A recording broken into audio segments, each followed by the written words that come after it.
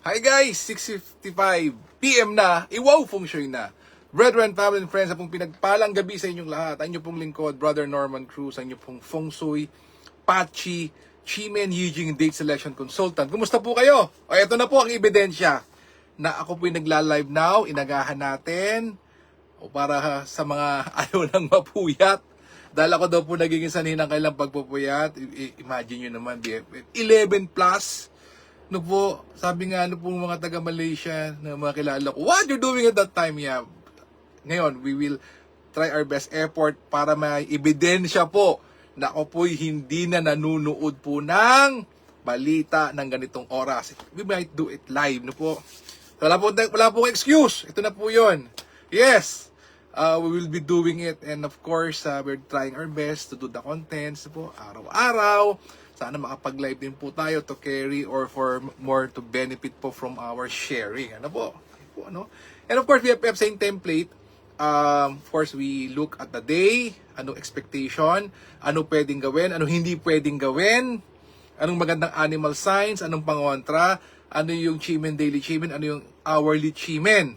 And of course, the most important thing is you take action. Alam po nyo, yung bootcamp po namin for 3 days, 500 po nag-register. 500.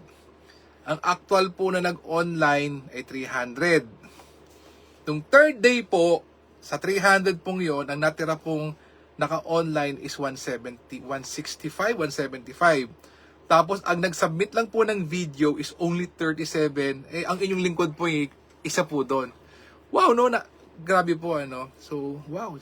Talaga po nga, naglakas tayo ng loob para mag-submit.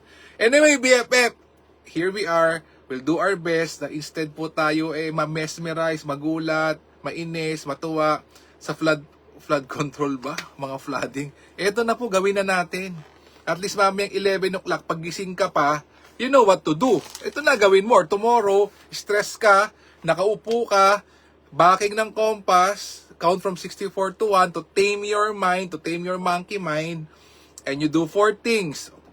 Nag-count ka 64 to 1. Let go of bad experiences, bad people, past.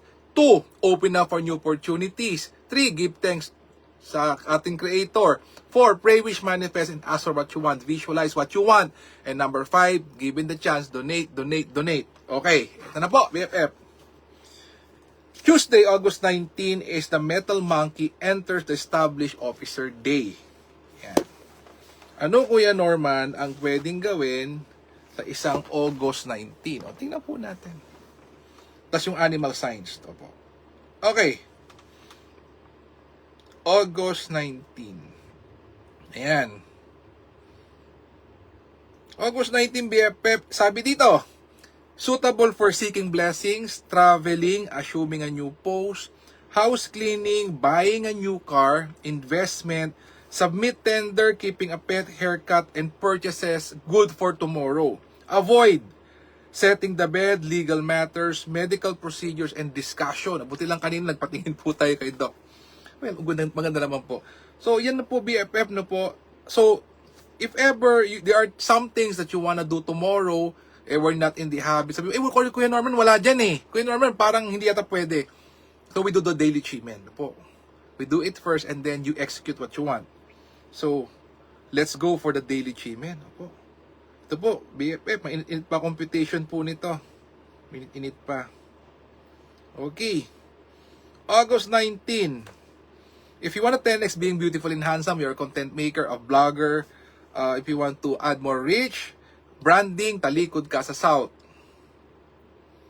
4. If you want to create opportunities, find a good medical practitioner, a good doctor, increase your resources, talikod ka naman sa Northwest. BFF 7 stars to. If you're not feeling well and want to have that inspiration, talikod ka naman sa North. Anything to do with finances and attract high caliber noble people, talikod ka BFF sa Northeast. For heart-to-heart talk, make peace, make amends, you get what you want. Tao-tao pakikipag-usap. And of course, sumapaamin ka usap mo to say yes to your proposal, to say yes what you have in mind, talikod ka naman sa East. So ako po dito, I will be using backing to Northwest because this is for opportunities, makahanap po ng good medical practitioner, and also po para ma-increase po ang puhunan. Gamitin ko po backing to Northwest. Okay, how about yun pong ating Green Dragon, Jade Maiden, and Flying Bird fall into cave. Meron ba Kuya Norman sa isang August 19? Okay. BFF as early as 5 a.m. to 6:59 a.m. Talikod sa southwest, Jade Maiden watching the door. 7 a.m. to 8:59 a.m. Talikod sa northeast, Flying Bird fall into cave. 9 a.m. to 10:59 a.m. Talikod sa north, that's Green Dragon. Talikod sa south, that's Jade Maiden watching the door. So BFF, you can. Wow! So you do this, the timing is this po, nakabacking ka, so you may do important things, habang nakatalikod ka doon, or you are in that space, doon ka mag-reboot, doon ka mag-renovate, doon ka magsimula ng knocking mo 3 times. Pwede po yun. Okay, so BFF, well, yes, kanina po I met with my nephrologist, and good news, nabawasan na po yung ating 3 gamot. 3 gamot nabawasan pa. In a way na yung frequency po ay binabaan, frequency po rin yung dosage binabaan. Thank you Lord. Thank you for the prayer po. Tayo po naman physically, in terms of health, we're improving po for the better. Thank you so much. Can BFF don't you forget our exchange of energies is like and share. Sana po marami pa pong mag-benefit po sa ating pong sharing, ating backing, no po. Sana let's spread it. Instead po, we're spreading po yung blood control project. Talaga naman po. Ito na BFF. Sana po masimulan natin ng ganitong oras para kayo habang dinner o kayo gising pa and you have time to prepare. Hindi gulatan, 11 kagad, kagad. No. At may have time to prepare from now until 11 p.m. later. And of course, tomorrow, the next day, buong araw to. Again, BFF, thank you so much. Like and share, BFF. Don't you forget, supportan niyo po sa akin yan sa End to My Son po. And malapit na Ghost Month. Gusto magpa-feng shui, it's still open, and even in the Ghost Month, we still can do feng shui. Yun nga lang po, very limited time, very limited po yung window. Kaya BFF, let us continuously pray for each other. Let us pray for our leaders. Let us pray for world peace. Let us heal as one. Let us be a blessing to others. God bless us all with a grateful heart. Marami pong salamat sa inyo lahat. God bless. Good night. Happy Tuesday and see you again tomorrow. Bye-bye.